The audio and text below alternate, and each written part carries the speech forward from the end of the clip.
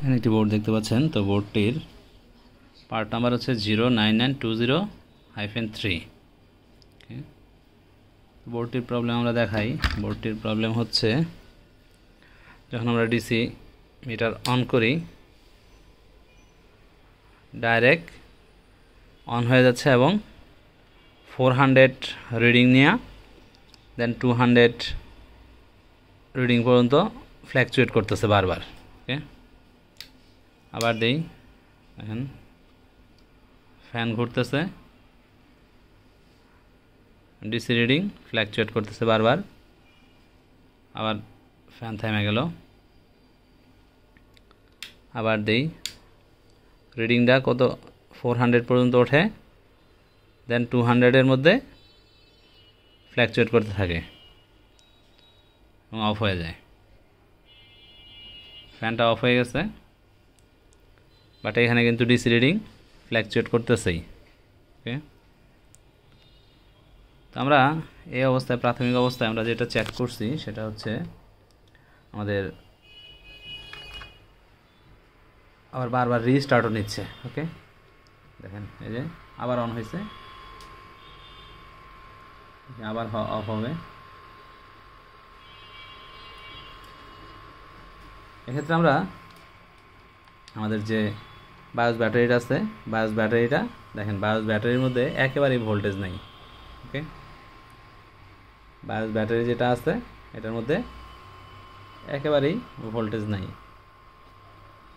That means এটা হতে পারে যে বায়োস ব্যাটারি ডাউন হওয়ার কারণে এরকম এখন কিন্তু বন্ধ হচ্ছে না বা প্রসেসরও হিট হইতেছে না। এখানে একটা লাইট জ্বলে আছে, মানে অন আছে, এটা বোঝা যায়।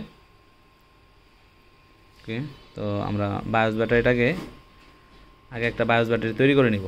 তো বায়োস ব্যাটারিটা জাস্ট এটাকেই আমরা একটা ব্যাটারি দিয়ে রিপ্লেস করে দিব আর কি।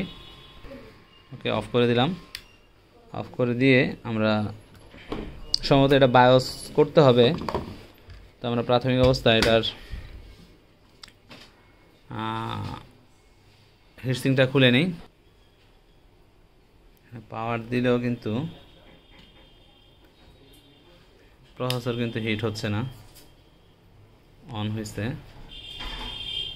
বাট প্রসেসর কিন্তু একটুই হিট হচ্ছে না।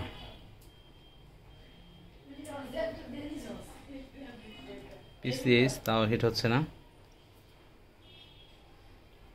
তো এখানে দিচ্ছে, দেখাচ্ছে যে অন আছে, এখানে একটা লাইট জ্বলে আছে, সেটাও বলতেছে যে অন আছে, বাট আমাদের প্রসেসর একটুই হিট হচ্ছে না।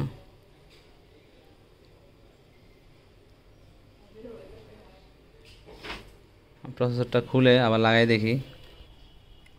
তো আমরা এখন বায়োস ব্যাটারি একটা রেডি করে দেখেন, এখন 3.3 আছে বায়োস ব্যাটারিটা আমরা তৈরি করে নিছি। পাশাপাশি আমরা নেগেটিভ পজিটিভ একসাথে করে আমরা বায়োসটাকে রিসেট করে নিছি। ওকে, দেন আমরা পাওয়ার দিয়ে দেখি আগের কন্ডিশনেই।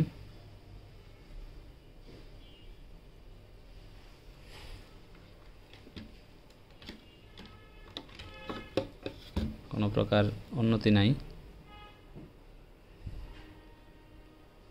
তো আমরা ফার্স্ট টাইম এটার বায়োসটা করব, বায়োসটা করে দেখব যে কি হয়, কোনো উন্নতি হয় কি না। তো আমরা দেখতে পাচ্ছি যে এইখানে প্রচুর হিট হচ্ছে। তো এখানে কোন আইসিটা বা কোন ক্যাপাসিটরটা হিট হচ্ছে সেটা আমাদেরকে একটু দেখতে হবে।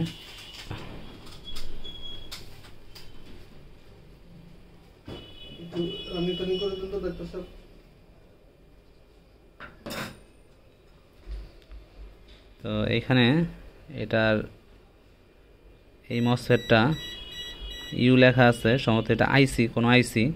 তো এটা প্রচণ্ড পরিমাণে হিট হচ্ছে। তোমরা এই জায়গাটায় ক্যাপাসিটরও হিট হচ্ছে, প্লাস এই মসফেটটাও ভালোই হিট হচ্ছে।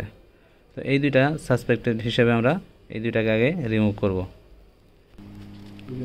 তো আমরা এখান থেকে এই যে ক্যাপাসিটরটা খুলে নিছি, এই যে এই ক্যাপাসিটরটা, তো এই যে এই ক্যাপাসিটরটা, তো আমরা খোলার পরে এটা কিন্তু দেখলাম যে আর শর্ট নাই। দেন আমরা যখন আরেকটা এই প্রসেসরটা চেঞ্জ করে আরেকটা প্রসেসর যখন লাগাইছি, লাগানোর পরেও আমাদের শর্ট চলে গেছে অটোমেটিকলি। দেখাই, এখন আর কিন্তু এখানে শব্দ করতেছে না, শুধুমাত্র এক পাশে গ্রাউন্ড আছে, আরেক পাশে নাই। তো এইখানেও দুই পাশেই শব্দ করতো পিসিএস এর মধ্যে, এখন এক পাশের মধ্যে শব্দ করতেছে। যখন আমি আরেকটা প্রসেসর চেঞ্জ করে লাগাইছি দেন কিন্তু আমাদের এই শর্টটা ছুটে গেছে। এখন এটা কোথায় কীভাবে শর্ট হয়েছে এটা মানে আমি নিজেও বুঝতে পারি নাই। তো এখানে সম্ভবত এটার ভিতরে বেজের মধ্যে কোনো প্রকার শর্ট হয়েছিল, হিডেন শর্ট এরকম হইতে পারে। ঠিক আছে, যখন আমি প্রসেসর চেঞ্জ করে লাগাইছি তখনই কিন্তু শর্ট চলে গেছে। তো আমি এখন আবার এটার মধ্যে যে প্রসেসরটা ছিল সেই প্রসেসরটা আবার লাগাই দিছি, দেখি এখন আমাদের পাওয়ার কিন্তু আসছে অলরেডি, আমি দেখছি। তো আমি আবার চেক করে দেখি যে আমাদের পাওয়ারটা থাকে কিনা এবং ডিসপ্লে আসে কিনা। ওকে, তো রিডিংও হাই হয়েছিল, রিডিংটা উঠছিল হচ্ছে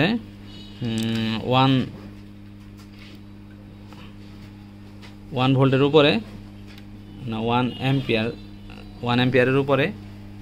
তো আমরা এখন আবার এটা অন করে দেখি, দেখেন এখন 17, 18, 19, আগের সিমটম কিন্তু নাই। জাস্ট এখন অন করতে হবে। তো দেখেন অলরেডি অন হয়ে গেছে এবং এখানে 1 অ্যাম্পিয়ারের উপরে উঠছে এবং এখানে অন হয়েছে। এখন আমরা ডিসপ্লে দেখব, 1.13 পর্যন্ত এটা উঠছে। তো মনে হয় ডিসপ্লেও আসছে, আমরা একটু ডিসপ্লেটা চেক করে দেখি যে ডিসপ্লে আসছে কি না। ওকে, দেখেন ডিসপ্লেও কিন্তু চলে আসছে কিবোর্ডে, তো এই যে চলতেছে এবং ডিসপ্লেও আমরা দেখতে পাচ্ছি। কিবোর্ড লাগানোর পরে আমরা ডিসপ্লেও পেয়ে গেছি। দ্যাট মিন্স আমাদের এই হয় প্রসেসরটা অথবা প্রসেসরের যে বেজ আছে, এই প্রসেসরের বেজ অথবা প্রসেসরটাই হিডেন শর্ট হয়েছিল, মানে হাইবারনেট শর্ট যেটা বলে। তো ওই রকম কিছু হয়েছিল, কিছু পিকুলিয়ার প্রবলেম আছে যেটা আরেকটা প্রসেসর লাগানোর ফলে এটা শর্টটা ছুটে গেছে এবং মেশিন রান হয়ে গেছে। ওকে, তো এরকমভাবে আমরা স্টেপ বাই স্টেপ আগাইলে আমাদের প্রবলেম সলভ হতে পারে। তো তবে প্রাথমিক নলেজ জানলে আপনি ধীরে ধীরে আগাইতে পারবেন, যে আপনি কোন দিকে কোন স্টেপে গেলে ল্যাপটপের সলিউশনটা হবে, সেই জিনিসগুলো আপনি প্রাথমিক বিষয়গুলো জানলে বা এই বিষয়ে ট্রেনিং নিলে আপনি ধীরে ধীরে সকল মাদারবোর্ডের এই সিস্টেমে প্রবলেম সলভ করতে পারবেন। ধন্যবাদ।